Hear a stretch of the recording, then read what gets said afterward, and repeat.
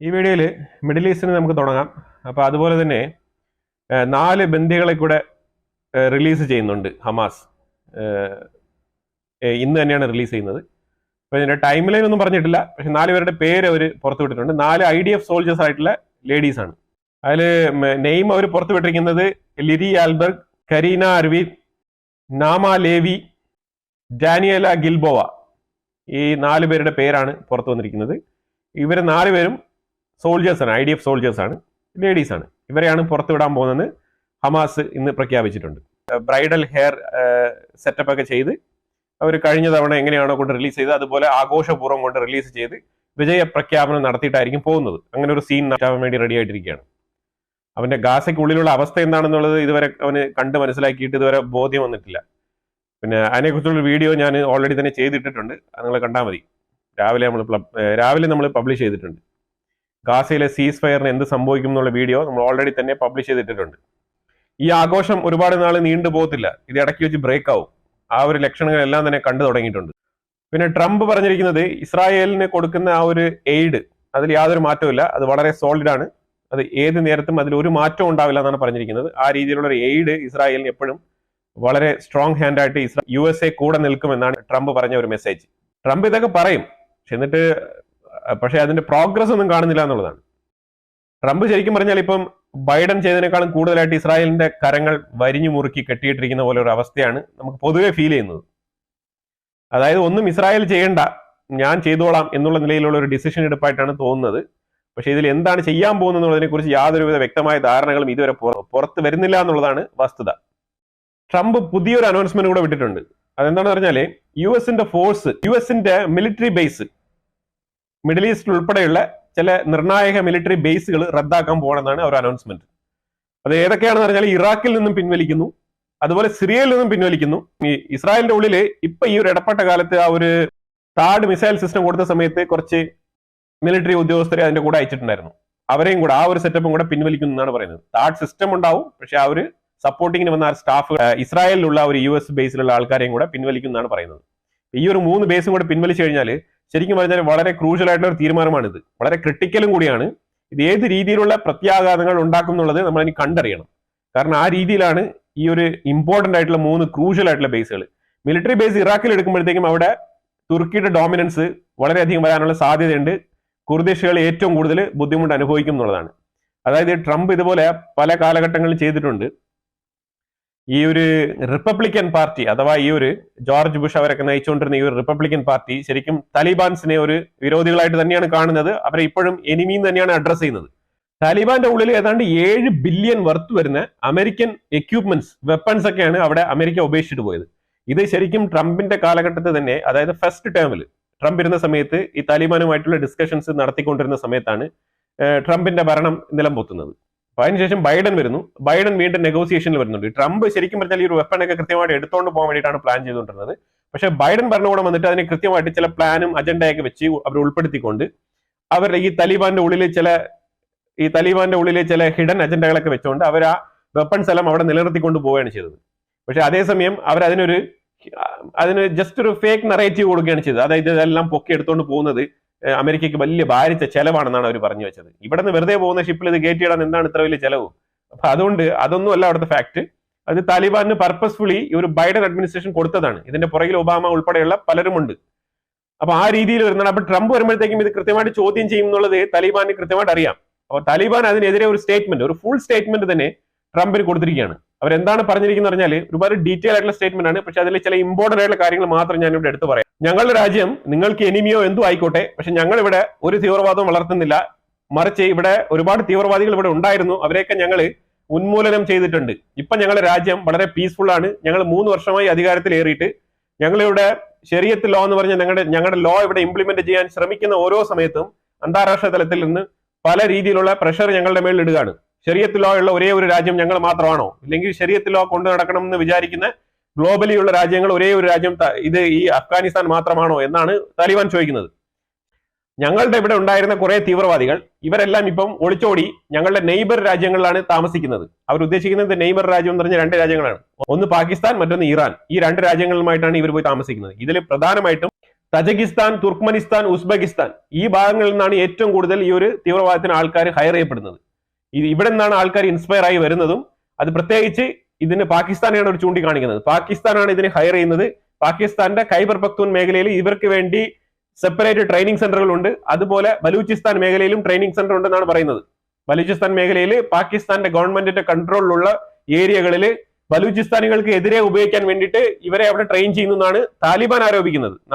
നമ്മളാരും പറഞ്ഞതല്ല. താലിബാൻ വളരെ ഓപ്പൺ ആയിട്ട് തന്നെ പാകിസ്ഥാനെ ഗ്ലോബലി തന്നെ തീവ്രവാദം വിൽക്കുന്ന, തീവ്രവാദം മാനുഫാക്ചറിങ് ചെയ്യുന്ന, തീവ്രവാദം ഉൽപ്പാദിപ്പിച്ച് ലോകമെമ്പാടും കയറ്റുമതി ചെയ്യുന്ന ഒരു നാടായിട്ട് താലിബാൻ ചിത്രീകരിക്കുകയാണ് പാകിസ്ഥാനെ. മെയിൻ ആയിട്ട് ഇവർ ഉദ്ദേശിക്കുന്നത് ഫണ്ട് റൈസിങ്, ട്രെയിനിങ് ക്യാമ്പുകൾ. ഫണ്ട് റൈസിങ്ങും ട്രെയിനിങ് ക്യാമ്പും. ഈ ഫണ്ട് റൈസിങ് എങ്ങനെയാണ് ചെയ്യുന്നത് പറഞ്ഞാൽ ഈ ഒരു ആശയത്തിൽ, ഈ ഒരു ഫണ്ടമെന്റൽ ആശയത്തിൽ വിശ്വസിക്കുന്ന കുറെ ആൾക്കാർ ലോകമെമ്പാടുണ്ട്.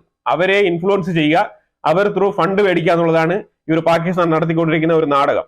അതിലൂടെയാണ് ഇവരെ ഇങ്ങനെ കുറെ ആൾക്കാരെ പിടിച്ച് ട്രെയിൻ ചെയ്യുന്നത്. ഈ ട്രെയിൻ ചെയ്യുന്നതായിട്ട് കാണിക്കുകയും വേണം. അപ്പൊ ഇവർക്ക് അതിനകത്ത് രണ്ട് നേട്ടം കൂടെ ഉണ്ട്. സംഭവം വെച്ചാല് അവര് പൈസയും കിട്ടും, തീവ്രവാദം വളർത്താം. രണ്ടും നടക്കുന്നുണ്ട്. രണ്ടും അവർക്ക് ഗുണം കിട്ടുന്ന കാര്യമാണ്. പൈസ കിട്ടുമ്പോഴത്തേക്കും അത് ഇവിടെ ഉപയോഗിക്കാം, അത് ഇവിടുത്തെ കാര്യങ്ങൾക്ക്. മറ്റേ തീവ്രവാദം വളർത്തുന്നത് പിന്നെ മരിച്ചിട്ട് പോകുന്ന സംഭവങ്ങൾക്ക്, അവിടെ സ്വർഗത്തിൽ അവർക്ക് കിട്ടുന്ന ഒരു റെമ്യൂണറേഷൻ, അതിന് വേണ്ടിയിട്ട്. അപ്പൊ രണ്ട് പ്രവൃത്തി നടക്കും. ഇവിടെയും അവിടെയും സേഫ് ആവുകയാണ് കാര്യങ്ങൾ. ഒരുപാട് പ്രൂഫുകൾ താലിബാന്റെ കയ്യിലുണ്ടെന്നാണ് ഈ അഫ്ഗാനിസ്ഥാൻ ഗവൺമെന്റ്, ഇപ്പോൾ നിലവിലത്തെ ഗവൺമെന്റ് അവകാശപ്പെടുന്നത്. ഇനിവേ അതെല്ലാം ഇപ്പൊ ട്രംപിന്റെ ഗവൺമെന്റ് ഇതൊക്കെ പരിശോധിക്കാൻ തയ്യാറാവുക എന്നുള്ളതാണ് അടുത്ത ചോദ്യം. അപ്പൊ അതുകൊണ്ട് തന്നെ ഇന്ത്യ ഇന്ന് യുണൈറ്റഡ് നേഷൻസിൽ ഇന്ത്യയുടെ മിനിസ്ട്രി ഓഫ് എക്സ്റ്റേണൽ അഫയേഴ്സിന്റെ സ്പോക്സ് പേഴ്സൺ രൺധീർ സിംഗ് ജയ്സ്വാൾ വളരെ വ്യക്തമായിട്ട് പറഞ്ഞിരിക്കുകയാണ്, പാകിസ്ഥാൻ, നമ്മളുടെ ടേൺ എടുത്തിട്ട് നമ്മൾ പറഞ്ഞതാണ്, അത് യുണൈറ്റഡ് നേഷൻസിന്റെ സെക്യൂരിറ്റി കൗൺസിൽ തന്നെ പറഞ്ഞിരിക്കുന്നത്, പാകിസ്ഥാൻ തീവ്രവാദ പ്രവർത്തനം, അതായത് ക്രോസ് ബോർഡർ തീവ്രവാദം, നിങ്ങൾ ഈ രാജ്യം വിട്ട് രാജ്യത്തിന്റെ അതിർത്തി കടന്നുള്ള തീവ്രവാദം നിർത്തലാക്കണം എന്ന് വളരെ ശക്തമായി പറഞ്ഞിരിക്കുകയാണ്. അപ്പൊ ഇതെല്ലാം കൂടെ ചേർത്ത് വായിച്ചു നോക്കുമ്പോഴത്തേക്കും അഫ്ഗാനിസ്ഥാന്റെ ആശങ്കയും ഇന്ത്യയുടെ പറച്ചിലെല്ലാം ഇവിടെ ഒരു അഫ്ഗാനിസ്ഥാന്റെ ആശങ്കയും അതിനെ തുടർന്ന് തന്നെ ഇന്ത്യയുടെ ഇന്നത്തെ ഒരു സ്റ്റേറ്റ്മെന്റ് തമ്മിൽ നമുക്ക് കൂട്ടി വായിക്കാൻ പറ്റും എന്നുള്ളതാണ്. ഇന്ത്യ പറയുന്നത് പാകിസ്ഥാൻ അതിർത്തി കടന്നുള്ള തീവ്രവാദ പ്രവർത്തനം അവസാനിപ്പിക്കണം, എവിടെ? ഇന്ത്യക്കുള്ളിൽ. പക്ഷേ താലിബാൻ അഥവാ അഫ്ഗാനിസ്ഥാന്റെ ആരോപണം എന്ന് പറഞ്ഞാല് ഗ്ലോബലി തീവ്രവാദം കയറ്റി അയക്കുന്നത് അവസാനിപ്പിക്കണമെന്നാണ്. നമ്മളെക്കാളും ഏറ്റവും കൂടുതൽ ഹാർഷായിട്ട് പാകിസ്ഥാനെതിരെ പറഞ്ഞിരിക്കുന്നത് അഫ്ഗാനിസ്ഥാനാണ് അഥവാ താലിബാനാണ്. ഇതേ പാകിസ്ഥാൻ താലോലിച്ച് വളർത്തി വിട്ട, ഓമനിച്ച് വിട്ട ഈ ഒരു താലിബാനാണ് ഇന്ന് തിരിച്ച് പാകിസ്ഥാനെ ഇങ്ങനെ പറഞ്ഞിരിക്കുന്നത്. മിനിസ്ട്രി ഓഫ് എക്സ്റ്റേണൽ അഫയേഴ്സിന്റെ തന്നെ റെപ്രസെന്റേറ്റീവ് ആയിട്ടുള്ള വിക്രം മിശ്രി ചൈനയിലേക്ക് പോവാണ്. 26-ാം തീയതിയാണ്, റിപ്പബ്ലിക് ഡേയുടെ അന്നാണ് ചൈനയിലേക്ക് പോകുന്നത്. അപ്പൊ അതില് Wang Yi, Chinese foreign minister, അതുപോലെ തന്നെ നമ്മുടെ Ajit Doval, national security adviser, ഇവരുടെ താല്പര്യങ്ങൾ രണ്ടും സംരക്ഷിച്ചുകൊണ്ട് അവിടെ സംസാരിച്ച് ഇന്ത്യക്കും ചൈനയ്ക്കും ഇടയിലുള്ള ഒരുപാട് വിഷയങ്ങളെ കുറിച്ച് സംസാരിക്കാനും, പ്രത്യേകിച്ച് ബോർഡർ സെക്യൂരിറ്റി വിഷയത്തിൽ ഒന്നുകൂടെ സംസാരിക്കാനാണ്. അതായത് ഇപ്പൊ ഈ ഒരു ഈസ്റ്റ് ലഡാക്കില് ചൈനയും ഇന്ത്യയും അവിടെ ഒരു ഫേസ് ഓഫ് ഉണ്ട്. അപ്പൊ ആ ഒരു വിഷയത്തിനെ കുറിച്ച് പർട്ടിക്കുലർ ആയിട്ട് സ്പെസിഫിക് ആയിട്ട് സംസാരിക്കാനും, കുറെ വിഷയങ്ങൾ സംസാരിച്ച് തീർത്താൽ മാത്രമേ ബാക്കിയുള്ള എന്തെങ്കിലുമൊക്കെ എക്കണോമിക്കോ ഏത് രീതിയിലുള്ള റിലേഷൻഷിപ്പും ഇന്ത്യയും ചൈനയുമായിട്ട് മുന്നോട്ട് പോകാൻ പറ്റൂ എന്നാണ് പറയുന്നത്. അതുകൊണ്ട് തന്നെ ഈ ഒരു വിഷയത്തിൽ ഒരു കൃത്യമായ ഒരു തീരുമാനം എടുക്കാൻ ഒരു ക്രിട്ടിക്കൽ ലെവൽ ക്രൂഷ്യൽ ചർച്ചയാണ് നടക്കാൻ പോകുന്നത്. ജനുവരി 26-ന് ചൈനയിൽ വെച്ചാണ് നടക്കാൻ പോകുന്നത്. അതുപോലെ തന്നെ ഇന്ന് യുണൈറ്റഡ് നേഷൻസിന്റെ സെക്യൂരിറ്റി കൗൺസിൽ പിരിഞ്ഞ പാടെ നമ്മളുടെ സ്പോക്സ് പേഴ്സൺ ആയിട്ടുള്ള രൺധീർ സിംഗ് ജയ്സ്വാൾ പറഞ്ഞത് എന്ന ചോദ്യം എന്ന് പറഞ്ഞാൽ ഇന്ത്യയുടെ ഇല്ലീഗൽ എമിഗ്രൻസിനെ കുറിച്ചാണ്. അപ്പൊ ആ ചോദ്യത്തിന് ഉത്തരം പറഞ്ഞത് വളരെ വ്യക്തമായിട്ടാണ്. ഇല്ലീഗൽ എമിഗ്രേഷൻ ഒരിക്കലും ഇന്ത്യ അനുവദിക്കുന്നതല്ല, ഞങ്ങൾ എക്കാലത്തും അതിനെതിരാണ്. അതുകൊണ്ട് ഇന്ത്യൻ സിറ്റിസൺ ആയിട്ടുള്ള ഇല്ലീഗൽ എമിഗ്രൻസിനെ അമേരിക്കയിൽ നിന്നും ഏത് സാഹചര്യത്തിലും എടുത്തുകൊണ്ട് പോകാൻ ഇന്ത്യ തയ്യാറാണ് എന്നുള്ളൊരു വാഗ്ദാനമായിട്ടാണ് ആ ഒരു ആൻസർ കൊടുത്തത്. വളരെ ശക്തമായിട്ടുള്ള നിലപാടാണ്, കറക്റ്റ് ആയിട്ടുള്ള നിലപാടാണ്, വളരെ വാലിഡ് ആയിട്ടുള്ള നിലപാടാണ്. ഇങ്ങനെ തന്നെയാണ് നിലപാട് എടുക്കേണ്ടത്.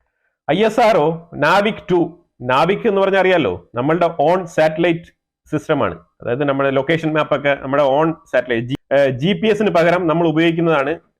നമ്മൾ സ്വന്തമായിട്ട് വികസിപ്പിച്ചെടുത്ത ISROയുടെ ലൊക്കേഷൻ മാപ്പിംഗ് സിസ്റ്റമാണ് നാവിക്. അപ്പൊ നാവിക് 02 എന്ന് പറഞ്ഞ അതിന്റെ അഡ്വാൻസ്ഡ് വേർഷൻ ആയിട്ടുള്ള ഇന്ത്യയുടെ വിസ്തീർണത്തിനേക്കാളും 1500 കിലോമീറ്റർ എക്സ്ട്രാ കവറേജ് കിട്ടുന്ന രീതിയിലാണ് ഈ ഒരു നാവിക് 02 സാറ്റലൈറ്റ് വരുന്നത്. അപ്പൊ അതിനേക്കുള്ള ഒരു ലോഞ്ച് സെക്യൂരിറ്റി റീസൺ ആണ്. നമുക്ക് ഒരുപാട് ബോർഡർ സെക്യൂരിറ്റി കാര്യങ്ങൾക്കൊക്കെ ഇത് ഉപയോഗപ്പെടുത്തും. പലതവണ നമ്മൾ പാകിസ്ഥാനുമായിട്ട് യുദ്ധം ചെയ്യുമ്പോഴത്തേക്കും നമുക്ക് GPS-ന്റെ ഒരു ഫെസിലിറ്റി നമുക്ക് കിട്ടിയിട്ടില്ലായിരുന്നു. അത് വളരെ വളരെ ഇമ്പോർട്ടന്റ് ആണ്. അതിനെ തുടർന്നാണ് ISRO ഇങ്ങനെ ഒരു തീരുമാനം എടുത്തതും സ്വന്തമായിട്ട് ഒരു സാറ്റലൈറ്റ്, അതും ഇതേപോലെ ലൊക്കേഷൻ മാപ്പിങ്ങിന് വേണ്ടിയിട്ട് നിർമ്മിക്കണം എന്ന് പറഞ്ഞ് ഇന്ത്യ തീരുമാനം എടുത്തത്. അങ്ങനെ അതിന്റെ ഇച്ഛാശക്തി, ആ ഒരു ഇച്ഛാശക്തിയുടെ ഫലമായിട്ടാണ് ഇപ്പൊ നമുക്ക് ഇങ്ങനെ ഒരു സംവിധാനം ഒരുങ്ങിയത്. എല്ലാം ഫ്യൂച്ചറിസ്റ്റിക് കാഴ്ചപ്പാടോടുകൂടി തന്നെയാണ് ISRO ചെയ്യുന്നത്. ഗവൺമെന്റിന്റെയും കൂടെ പദ്ധതി തന്നെയാണ്, കാരണം ഗവൺമെന്റ് ബഡ്ജറ്റ് ഒക്കെ ഒതുക്കണമല്ലോ. അപ്പൊ എന്തായാലും അതിന്റെ ഒരു അടുത്ത അപ്ഗ്രേഡഡ് വേർഷൻ ആയിട്ടാണ് ഈ ഒരു നാവിക് 02 നമ്മൾ അയക്കുന്നത്. ഇന്തോനേഷ്യൻ പ്രസിഡന്റ് പ്രബോവോ സുബിയാന്തോ ഇന്ത്യയിൽ എത്തിച്ചേർന്നിട്ടുണ്ട്. ജനുവരി 26 റിപ്പബ്ലിക് ഡേ, 76ാമത്തെ റിപ്പബ്ലിക് ഡേ ആണ്. അപ്പൊ ആ ഒരു റിപ്പബ്ലിക് ഡേയുടെ ചീഫ് ഗസ്റ്റ് ആയിട്ട് പങ്കെടുക്കാനാണ് ഇന്ത്യയിലോട്ട് വന്നിരിക്കുന്നത്. അതുപോലെ US ട്രംപിന്റെയും മോഡിയുടെയും ഒരു മീറ്റിംഗ് എത്രയും പെട്ടെന്ന് തന്നെ നടത്താൻ വേണ്ടിയിട്ട് ഇന്ത്യയുടെ സൈഡിലും അതേപോലെ അമേരിക്കയുടെ സൈഡിലുമുള്ള എൻവോയ്സ്, ഡിപ്ലോമാറ്റ്സ് തമ്മിൽ ശ്രമിക്കുന്നുണ്ട്. ഏർലി ഫെബ്രുവരിയിൽ തന്നെ ഈ ഒരു മീറ്റിംഗ് ഉണ്ടാവാനാണ് സാധ്യത എന്നാണ് പറയപ്പെടുന്നത്. ഫെബ്രുവരിയിൽ prime minister Modi USA visit ചെയ്യും. വാഷിംഗ്ടൺ DC വെച്ചിട്ട് ട്രംപുമായിട്ടുള്ള ഒരു ഒരു കൂടിക്കാഴ്ച നടക്കാനാണ് സാധ്യത. ചൈനയിൽ അകത്ത് നടക്കുന്ന കാര്യങ്ങൾ അത്ര എളുപ്പത്തിൽ പുറത്തു വരില്ല. അപ്പൊ ഇപ്പോൾ ഒരു വാർത്ത വന്നിരിക്കുന്നത് ഏതാണ്ട് SME, സ്മോൾ ആൻഡ് മീഡിയം കാറ്റഗറിയിൽ വരുന്ന 3 മില്യൺ റെസ്റ്റോറന്റ്, അതായത് ചെറിയ ഫുഡ് സപ്ലൈ സർവീസസ്, ഏതാണ്ട് 3 മില്യൺ യൂണിറ്റ് അടച്ചു പൂട്ടിയിരിക്കുകയാണ്. എന്തുകൊണ്ടാണെന്നൊന്നും ഡീപ്പായിട്ടുള്ള വിവരങ്ങളൊന്നും വരുന്നില്ല. ക്രൈസിസ് തന്നെയാണ് പറയുന്നത്, കസ്റ്റമേഴ്സ് ഇല്ല, അത് തന്നെയാണ് സംഭവം. ഭക്ഷണം മേടിക്കാൻ ആളില്ല എന്ന് പറഞ്ഞിട്ട് 3 മില്യൺ റെസ്റ്റോറൻറ്റ്സ്. ഒന്ന് ആലോചിച്ച് നോക്കൂ. ചൈനയുടെ കഴിഞ്ഞ വർഷത്തെ ആനുവൽ റിപ്പോർട്ടിൽ നിന്ന് പുറത്തു വന്നതാണ് ഈ ഒരു റിപ്പോർട്ട്. അത് ഈ പുറമേ കാണുന്ന മോഡിയല്ല, അകത്ത് നല്ല രീതിയിലുള്ള ക്രൈസിസ് നടക്കുന്നുണ്ടെന്നുള്ളതാണ് മനസ്സിലാക്കേണ്ടത്. 3 മില്യൺ റെസ്റ്റോറൻറ്റ് ക്ലോസ് ചെയ്യാന്ന് പറഞ്ഞാൽ ചില്ലറ കാര്യമല്ല. ഇത് അടുത്തൊരു സംഭവമാണ്.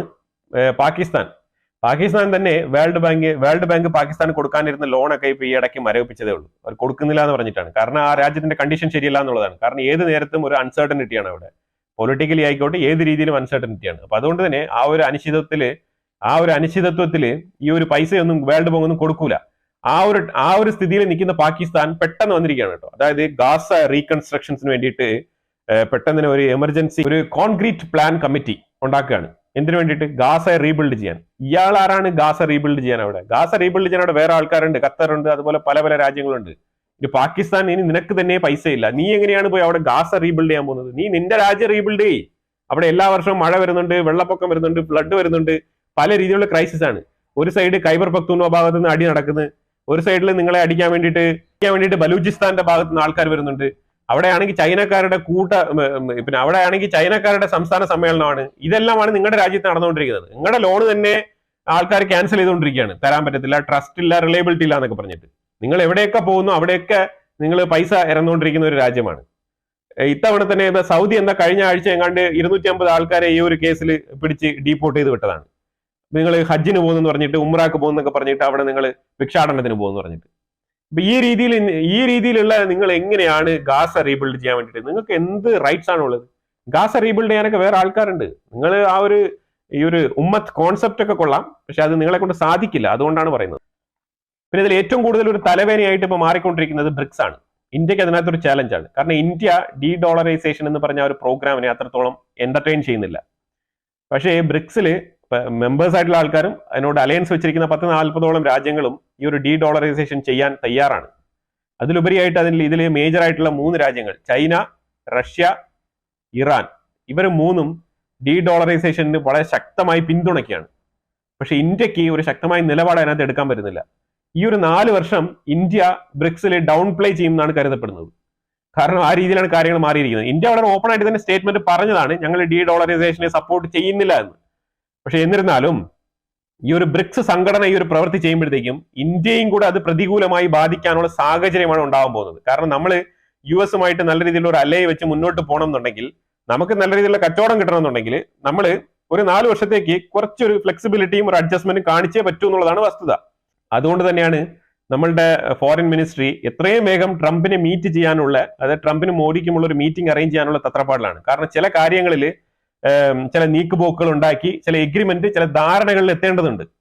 ആ ധാരണകളിൽ എത്തിയാൽ മാത്രമേ നമുക്ക് കുറച്ചുകൂടെ മുന്നോട്ട് പോകാൻ പറ്റൂ. അപ്പൊ അതിനുവേണ്ടി തന്നെയാണ് ശ്രമിക്കുന്നത്. എന്തായാലും എല്ലാം നന്നായി വരട്ടെ. അഭിപ്രായങ്ങൾ കമന്റ് ബോക്സിൽ രേഖപ്പെടുത്തുക. വീഡിയോ ഇഷ്ടപ്പെട്ടെങ്കിൽ ലൈക്ക് ചെയ്യുക, ഷെയർ ചെയ്യുക. അതുപോലെ തന്നെ നിങ്ങൾ ആദ്യമായിട്ടാണ് ചാനൽ കാണുന്നുണ്ടെങ്കിൽ മറക്കാതെ ചാനൽ സബ്സ്ക്രൈബ് ചെയ്യുക. വീണ്ടും അടുത്തൊരു ക്വിക്ക് അപ്ഡേറ്റ്സുമായിട്ട് വരാം. Thank you so much.